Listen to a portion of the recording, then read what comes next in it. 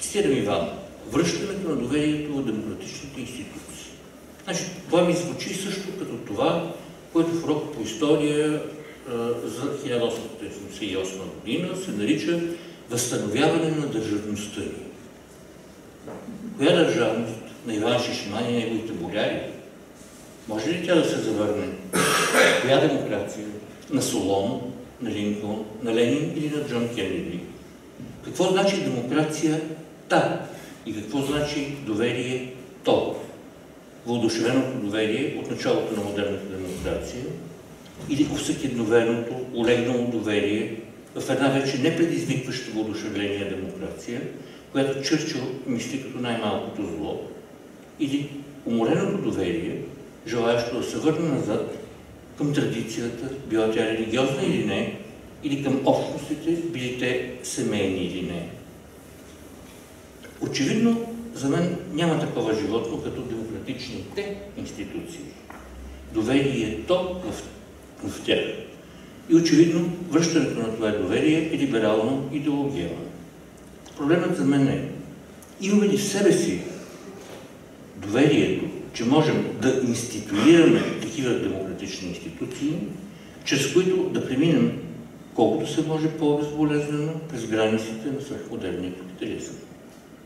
И от тук, възможно ли и ако да, то как една след модерна и след капиталистическа демокрация? Според Иван Кръстев, през 1989-та и след провала на болшевишки експеримент, бъдещето вече е политически изконсумирано. Това е цитат. То не може политически да ни мотивира. Всъщност, размислете за кои сме тези ние. Ами ако не е така, ами ако тъкмо бъдещето предлага залозите, заради които си заслужава да се живее или да се умре, ами ако бъдещето е било само изтласкано по Фройд и се завръща вече не като обещание и съблазън, а като предупреждение и тревога. Може би тогава добрата политика вече е не Бисмарковата. Може би политиката вече е изкуството на невъзможно. Недоверието в демократичните институции не може да бъде възвърнато в границите на свръхмодерния капитализъм, тъй като то е, така или иначе, функция на неговата неизчислима рисковост. На това, че политиката вече не може да функционира по свои собствени закони, както си мисли Вебер, както е в модерния капитализъм. Че изборът на икономическа политика не може да се върне в политическото, колкото и да ни се иска това. То може да бъде придобито, само ако успеем да превъзмогнем тези граници. И макар и риторически да не е благоразумно, ще забегна напред, връщайки се към Макс Вебер, но вече към неговата социология на религията. Вие се сещате, че той така критикува Маркс, че винаги е необходим някакъв религиозна етика и икономически етос, за да е възможна икономическа революция. Значи, връщам се към Вебер, към неговата социология на религията. Доверието в демократичните институции изисква една нова религиозна етика, един нов икономически, а следователно и политически етос. Това, мисля си, е възможно само чрез една аскеза, обръщаща мотивите на протестантската. Не аскеза на потреблението, а аскеза на производството. Как да наречем? Кой идеолект предпочитате? На Вебер или на Маркс? Ако искате, аскеза спрямо рентабилността на постоянно възобновяваща се печалба, спрямо рентабилността, ако искате, спрямо капиталистически производителния труд. Този обновен религиозен политически етос са шансовете на едни демократични институции, в които ще имаме дългосрочно доверие. По това се различавам и от старомодния католически свещеник, и от не по-малко старомодното левичество на 20 век, и от обърналите лицето си към миналото либерализъм. Да, значи моята основна теза е следната. Раждането на доверието е основен проблем. Аз мисля, че доверието ни е много трудно го пораждане. Модерността не поражда доверие, трансформира доверие, което е родено в едно предмодерно общество, в отношение между хора, но трансформира доверие към институции. Значи, реалното доверие е такова, каквото е. Значи ти вярваш на човек до теб и изведнъж започваш да вярваш на някакви институции, започваш да вярваш на машина на стената, която дава пари, слагаш на карта, извършваш някакви такива неща. И затова за мен големия проблем беше възможно ли е през премахване на политическото, свеждането на политическото до менажиране на недоверието и през прозрачност да бъде решен проблем, който според мен е чисто политически. И сега за последно, какво виждам в политически проблеми, това, което искам да формулирам, не е нищо, което аз съм. Мисля, 70-те години Херман се опитва да разкаже как в една ситуация на недоволство от това, което вие изпитвате като консуматор, като гражданин, може да реагирате на тази ситуация, която не ви удовлетворява това, което получавате. И той твърди, че има два начина, класически начин. Един е на пазара. Когато даден продукт не ви харесва, много рядко се случва да започнете да пишете петиции до производителя на Volvo и да го карате да си промени колата, започвате да си купувате BMW. Мога да избера и други коли, но не го пиша, това са идентично. Купувате си BMW. В момента, в който си купите BMW-то, вие вече сте изпратили послание на производителя на Volvo, че нещо започва да става, той започва да губи своята продукция и че това започна да го правят все повече хора, за него има два варианта. Или да загуби пазарен дял, да загине, или да се опита да променя това, което произвежда. Изключително важно, за да може този тип пазарен механизъм да работи, е, че има едни хора, които са по-активни от други хора. В един момент всички се разочароват от Volvo. Volvo няма никаква възможност да се реформира. Volvo няма никаква възможност да подобри състоянието си. Ако изведнъж всички те напуснат, ти просто трябва да умреш. В този смисъл пазара работи през това, че има един много по-активен човек, през един много по-активен потребител, който през цялото време се опитва да прави така и така се реформира обществото. Защото за мен големия проблем с доверието и как се реформира обществото. Но съществува друг свят и този свят е света, в който напускането не е толкова лесно. В смисъл, човек напуска лесно религията си. Оттам тръгва Хършман, който е човек на предно време. Човек не напуска лесно политическото си семейство, политическата партия, на която принадлежи. За него излизането от такова ситуация е свързана с екзистенциален проблем. И тогава, ако иска да промени нещо, той започва да търси неизхода, започва да мисли през това как да промени през глас, пише петиции, организира различни неща, за които са му необходими други хора. Значи има нужда от колективно действие, докато в първия случай е напълно индивидуално действие. За Хиршман всичко това е възможно, защото категорията лоялност е тази, която той не проблематизира. Той твърди, че има такива неща, които наистина е много трудно да бъдат напуснати. Значи човек не се развежда лесно, човек не се разделя с религията си, не се разделя с държавата си. Това са неща, които са нещо, които са ти ключово важни. Това, което ти се опитваш да опишеш в твоите категории като свръхмодерен капитализъм, на чисто политически език, в който аз през цялото време функционира в тази книга, твърда следното. Това, което се е случило е, че ние живеем в свят, в който вместо неговото изход, глас и лоялност, много повече има изход шум и нелоялност. Изведнъж се оказва, че в момента да напуснеш семейството си, да се разведеш е почти толкова лесно, колкото да смениш колата си. Сменянето на вода, и затова има достатъчно много социологически данни, се оказва, че не е такъв драматичен процес. И за мен въпросът е как функционира политиката, в която лоялността. И затова мисля, че Деян е прав. Самата категория доверие, ще с по-нататък все пак някаква следваща книга написах, която излезе, може би това е по-добре разказано. Всъщност категорията лоялност се оказва ключовата, защото категорията лоялност е специфично политическата категория. Не е проблемът просто за доверие, което може да бъде заработено, примерно с това, че ти успяваш да дадеш на хората нещо, което те харесват, а с това, че съществуват определени тип политически лоялности. Отново повтарям, не си силно политически по своя характер. И тия политически лоялности разграничават действието в света на пазара от действието в света на политиката. В този смисъл политическото е заменено на протестното. Значи това, което ми се вижда изключително важно в начина, с който се възпроизвежда този политически модел е следния. Ако ти нямаш политическата алтернатива, и тук проблема за бъдещето е ключов, защото в крайна сметка цялата идея за избори и за алтернатива е пряко свързана с съществуването на някакво бъдеще, което ти може да разкажеш по различен начин. Ако него го няма, тогава контрола върху властта функционира по напълно различен начин. Едни хора излизат на улицата не защото имат социални характеристики, не защото са работници, преселени, каквито и да било, а на базата на някакъв граждански инстинкт. Между това е познато в римската история. когато на няколко пъти е така наречените съседци, да преведа, значи Илия, който ми разказа това нещо. И става дума за следното. Когато плебеите, това много често става при дългова криза, плебеите, които са, грубо казано, средната класа на римското общество, имат усещането, че техният интерес е напълно пренебрегнат. Те не се вдигат, не извършват въстание, не отиват да се бият по улиците, изведнъж всички напускат града и започват да живеят на един от съседните хълмове. Те нямат никакви претенции и искания към властта.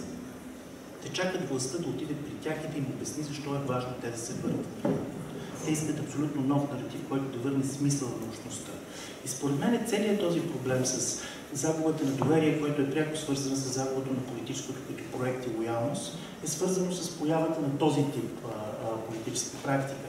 В принцип, думата доверие в тези науки, които занимават с управление, стана изключително важна в последните 30 години. И беше описано на микроравнище как функционира доверието и как то осигурява социална кохезия, включително и добро функциониране на институциите. Само че самото доверие не е първичен феномен. Доверието е хабитуален феномен, т.е. навик. Той е в сферата на несъзнаването, социално несъзнаването. И го осъзнаваш обикновено тогава, когато е нарушено. Преди, в други контексти, не се говореше за нарушаване на доверието, което пречи на функционирането на институциите, а се говореше за делегитимация на институциите. Аз ще ви върна към Лиотар, който с това се занимава в някакъв смисъл. Там ставаше ясно, че за да могат да съществуват институциите, те имат легитимационна основа и тази легитимационна основа е голям разказ.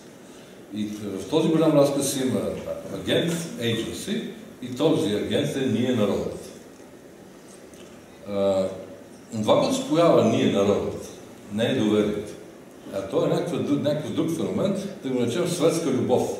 Светска хоризонтална любов между братята българи. Или между братята руснаци и така нататък. Тоест, предполага се, че съществува една въображаема общност, модерна светска въображаема общност, наречена нация, и тя е споена. Нейната споеност и възможността тя да бъде суверенна воля позволява да има институции, позволява тези институции да функционират легитимно и най-накрая ги прави налични, т.е. в тях има доверие. Тогава стана ясно, че загубата на доверие е към големите разкази. Тя е много по-първична загуба на доверие, отколкото към конкретни институции, президентството или към... И не само към големите разкази, вероятно и към големите общности от националния тип. Да не навлизам в детайли, но нашето казано, глобализацията дисперсира тези общности по един или друг начин. И новите глобални институции, които възникват от типа на Световната банка,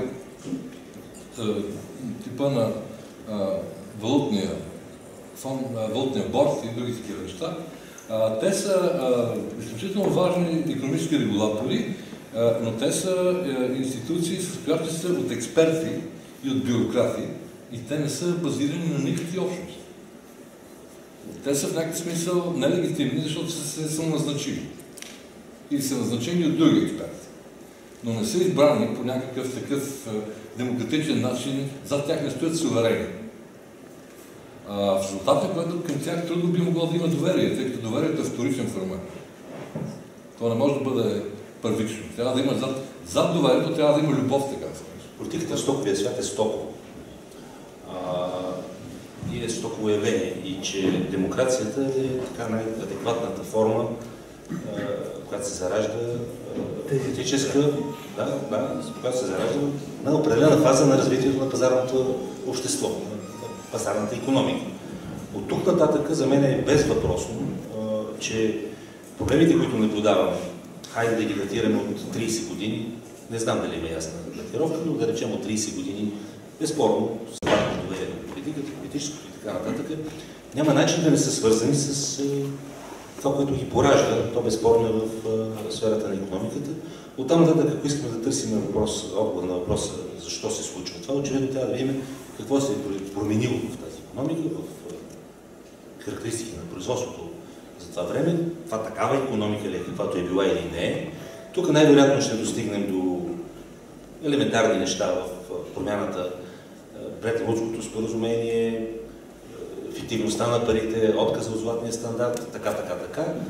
Ще стигнем най-вероятно и до ключовото изменение на капитализма, защото той не е винаги, кредит винаги е имал кредит, но капитализма не е винаги бил роб на кредита.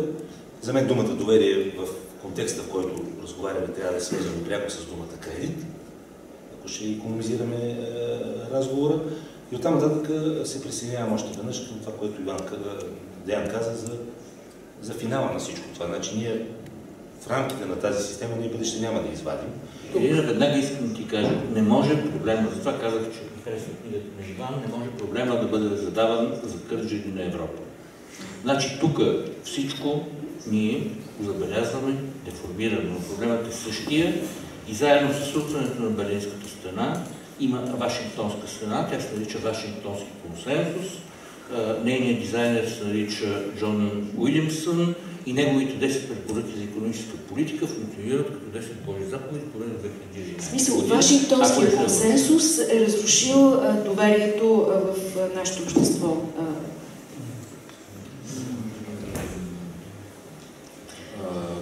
По-трудно е, значи тук има и наследство, тук има несъмнено и това, което е произведено от Вашингтонския консенсус, а има и механизми, които са локализираните мрежи, благодарение на които дали това е мрежовото засещане на онези мрежи, които провеждат Вашингтонския консенсус и онези мрежи, които са били подготвени, мрежите на социализма, да се засрещат с останалите. Това е очевидно. Вие взимате, превръщате това в обективно, в очевидния кавички, дълбоко погрешен според мен, той няма доверие. Нищо подобно. Нищо подобно. И факт, че той не ходи да гласува, значи има доверие. И въпросът защо не го прави, е отговорено веднага. Защото той не иска друго. Значи, ситуация на политическа въобще, говоря за човек от златния милиард, въобще не е такава той да избира между нещо и другото. Той иска повече. Общата типовата ситуация на лицето заето в златния милиард е, че иска същото, но повече за него. По възможност за сметка на някой друг, а най-хубаво за сметка на никой друг. И такива му разказва. За сметка на земята, на слънцето, на небето, на науката, повече същото. Ситуация, която искаш само повече, се случат две неща. Повезяват се две условия за възможност за твоето съществуване, които са двете условия за възможност, съществуват на това, което Деян нарича свръхмодерен капитализъм, или да го наречем просто по-голямо съгласие, сегашното богато общество или сегашния златен милиард. Две неща се случват. Има две условия. При всяка задача. Има много излишни останалите милиарди, Андрей. За тях също иска повече. Не е лошо да им дадат вместо $2 на ден, $3 на ден. Да го пуснеш 5 години, както ти казвам. Не беше наймат фирма, която ще даде $3 на ден. Това е този човек. Той иска същото, той не иска друго. Никой от тях няма въпрос. В сегашния богат на златен милиард, понеже е добре, включително България, понеже е много добре, няма въпрос. Следователно, той не търси отговори. Няма въпрос какви отговори. Политиците тия дет му дадат отговори, той как гледа си работа. Но той има пълно доверие, че структурата на собствеността и властта ще се възпроизведе и тя е в негова полза. Откъде, Андрей, решихте, че тези, които са отишли да гласуват с бели бюлетини, 83%, откъде сте решили? Това е много интересно, че те са още консуматори. Те са на границата. Това е много интересно. Ти мислиш, че си заобиколен от консуматори. При това ти си мислиш, че си заобиколен от златен милиард. Може би го мислиш, тъй като гледаш от златна клетка. Но златният милиард не зависи от златната клетка, през която се гледа. Напротив, недоверието е много важно за функционирането на демокрацията. То не е болест на демокрацията, включително и на българската. Тя не е срината от това, че нямаме доверие в политиците, а напротив функционира като демокрация. И тук нека да кажем нещо за генезиса на нашите свръхвисоки очаквания, че трябва да има доверие в политиката. На принципа на безкрайното доверие течеше гласуване в комунистическия режим. Като падна комунистическия режим, обаче ние не се разделихме с всички утопии на този режим. И очаквахме, че ще дойдат тези сега истинските политици, които наистина ще ни представляват. за разлика от предишните. И 20 на години се въртя тая плоча с търсенето на Спасителя. Тоест, на кой да делегираме максимално доверие и кой да го оправдае най-накрая. Това свърши. Че този тип лява радикална критика, която изисква прекъсване на статуквото, смяна на системата, абсолютната революционна трансформация, без да заявява как, усланията са на бъдещето, тази риторика всъщност пледира за едно максимално доверие, но не казва кой и как ще го представлява. Този ще представлява това. Значи, лично според мен за лявото сега е много важно да стигне до там, че да кажат, може би това е така. Аз лично съм доволен от това. Не да ми кажат така е, а да ми кажат тези, които до вчера изобщо не са могли да го мислят, може би това.